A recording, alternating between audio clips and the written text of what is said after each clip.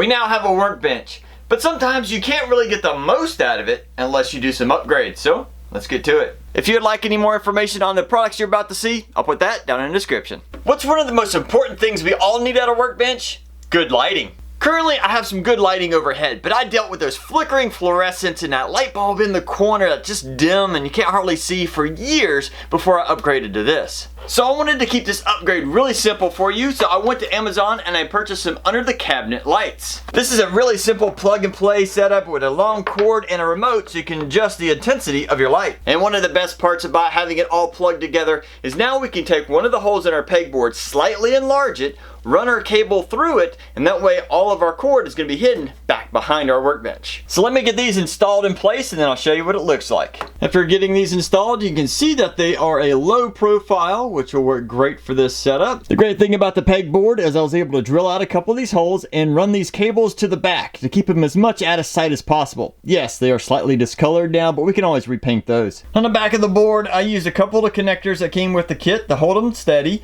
and then I connected them together and it keeps everything compact against the board. Using the remote it came with, let's turn it on. Oh yeah, and the great thing about it is you can adjust the intensity here. So you make it brighter or dimmer. Now let me turn off my main light so you can see what it truly looks like.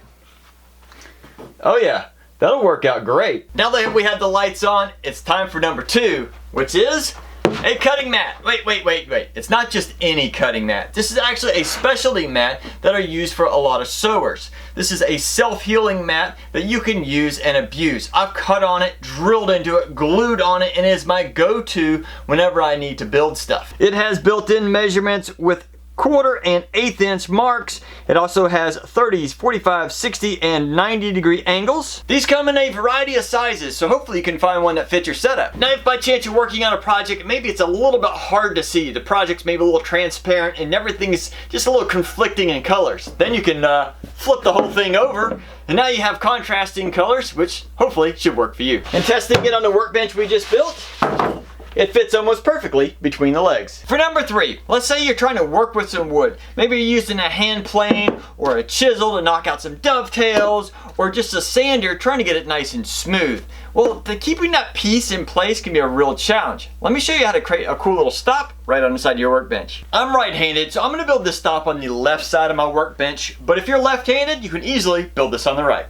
To make this, I'm going to use some plywood we had left over from making our tops. And then we're going to need some long bolts with some large washers and some wing nuts on the ends. We want the wood to be about the full depth of the workbench so we can incorporate the whole piece and about the same height as the side. I then clamp the wood in position and we're going to drill out some holes the thickness of our bolts. I've unclamped our board and I'm using a square to measure down about a 1/2 inch so that we can drill a second hole. Then we're to cut out the slot with a jigsaw. And then of course test it with the bolt. It's a tight fit, but that should work. I'm not going to attach the board, and to do that I'm going to use one of these bolts with a small washer on the inside. Then I'm going to attach the board. Then I'm going to use a large washer and then a small washer followed by a wing nut. So now when the stop is not in use, it can be in a lower side and we don't have to worry about anything hitting it. But when we do need it, loosen up the wing nuts just a little bit, raise it up, lock them down. Now we have a nice little stop to catch everything. A really nice feature about this being a slider is if by chance we have a real thin piece of wood, we can lower this down, lock it into place, and now we have a little low stop as well. And as long as we don't try to over tighten these wing nuts, we shouldn't have to worry too much about the bolt moving around. But if it does, you can always glue it in place. There's been a number of times I'm at my workbench working on a project and I need to set something down and I don't have the room.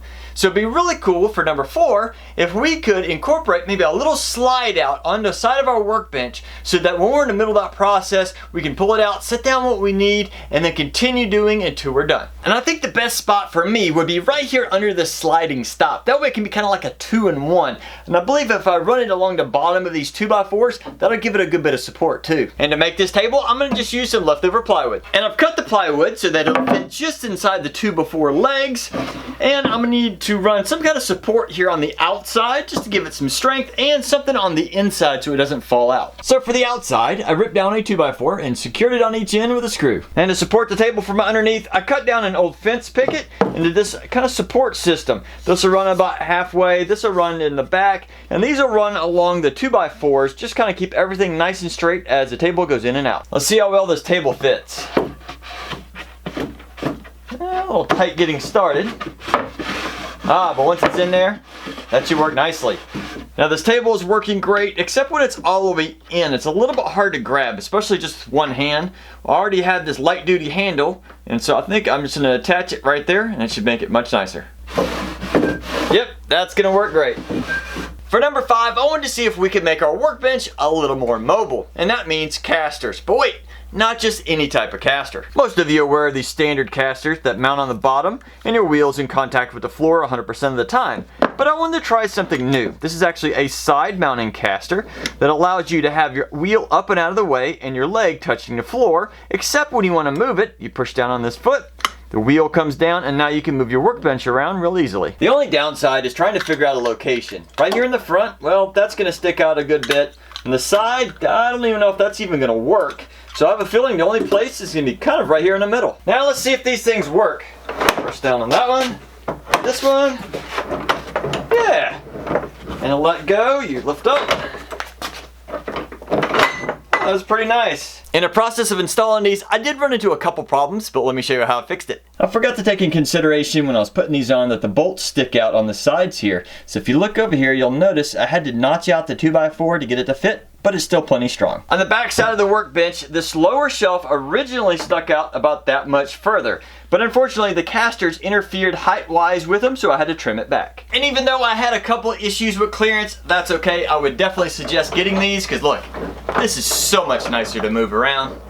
Now for number 6, this is a simple upgrade, but still highly recommended.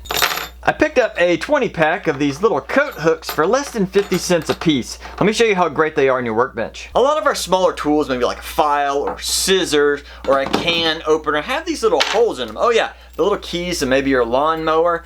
If you throw any of these in a drawer, there's a good chance that they're going to get mixed around and possibly even lost. But if you grab some of these little hooks and you put them on your workbench, they're easy to find and easy to use. I installed a couple right here in the front of the back legs, but don't limit yourself to that. You could put these on the side, maybe even the bar that goes across the top, or even just the sides of your workbench. Just make sure you take advantage of them. Now for number 7, there's something that every workbench needs, and that's a vise. And since I primarily like to work with wood, I got a woodworker's vise, so let me get this installed and I'll show you how it works. And if you get one of these, be careful, there's already some grease on the screw, but you do need to take it apart to install it. And this vise is pretty simple with 2 screws on the face and 2 screws on the bottom, and I'm going to mount mine right here on the side. I forgot something. Did you catch it?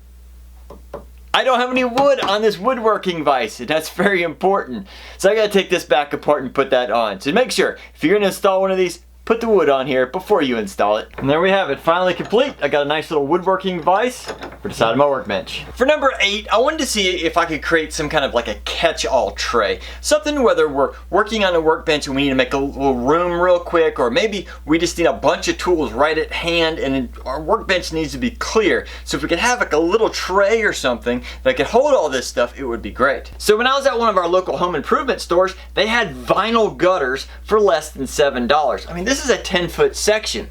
So this would be great. You don't have to worry about it scratching your tools, and if by chance you break it, it was cheap and inexpensive. You can replace it really easily. And with 10 foot, unless you have one heck of a long workbench, you can use this for a while. I did buy the end caps to go on the end of the gutter, but a 2-pack will cost you about $10. You don't have to buy these. You could always just put wood on the end and screw it in. And to cut this gutter, all you need is some 10 snips. And since both sides of the workbench have already been upgraded, I think the best spot would probably be right here in the front. To install the gutter, I just used some regular screws, but I did use another piece of wood to brace it and give it strength. And the next time I'm working on a project and I have some screws get away from me, they should fall in a tray. Now that we have a really useful workbench, we'll definitely want to take it around our garage, in our shop, wherever we're working on stuff to make things a lot easier. But with all that movement, there's a very good chance stuff will start to fall off the shelves. That is, unless we use a non-slip drawer liner. You can get this in a solid and a perforated version. I prefer the solid version, that way if anything starts to leak, it's less likely to get in your wood. And since we have to cut this to size, we can use the mat that I showed you earlier. And to hold this in place, I just put a staple at each corner. And now we can move this workbench wherever we need. Don't have to worry about stuff falling off the shelves. And number 10 was actually suggested by a bunch of you.